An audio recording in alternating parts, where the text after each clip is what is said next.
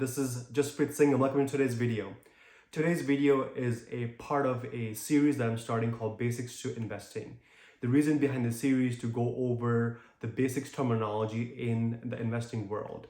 When I started investing about 3 years ago, I had no background in finance or investing, and trying to figure out all the terminology took me a long time and a lot of research to go over. So hopefully these videos will help those individuals that are starting to invest and want more information about these terms that go around in the investing world. Today we're going to be talking about what is an ETF.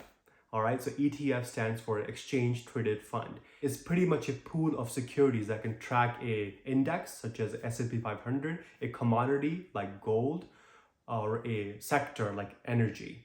Unlike a mutual fund, the ETF can be traded on the stock market like a regular stock. Now, ETF can be designed to track anything, a particular sector, a particular index, to a wide variety of securities. All right. The first ETF ever made in 1993 was the SPY, which tracks the S&P 500. It's still around. Because the ETF is traded throughout the day, just like a stock, its price will go up and down throughout the day, unlike a mutual fund. Now, an ETF can include a domestic stock, an international stock, and even bonds.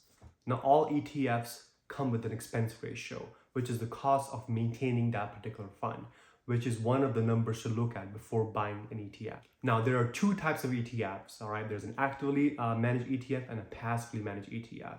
As the number implies, a passively managed ETF is an ETF that's created that is a broader ETF, usually tracks like an index, S&P 500, maybe the whole stock market, as opposed to an actively managed ETF, which is actively managed by a particular hedge manager or a fund manager, and he decides which securities go in that particular ETF.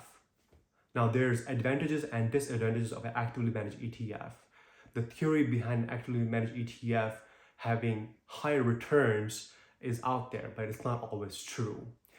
The one thing that does come with a actively managed ETF is a higher expense ratio because it is actively managed by somebody at all times. Now, some examples of ETFs is the SPY, like I talked about before, which tracks the S&P 500, VTI, which tracks the total US stock market, QQQ, which tracks the NASDAQ 100, IWM, which tracks the Russell 2000 Small Cap Index, GLD, which tracks the gold commodity, and XLE, which is a energy sector ETF, tracks all the stocks in the energy sector.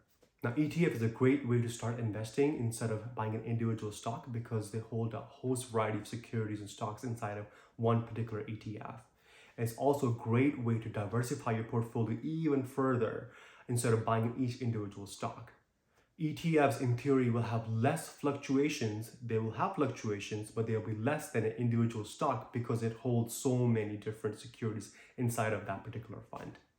All right, so that's what an ETF is, guys. Hopefully this helps you guys in your future with investing.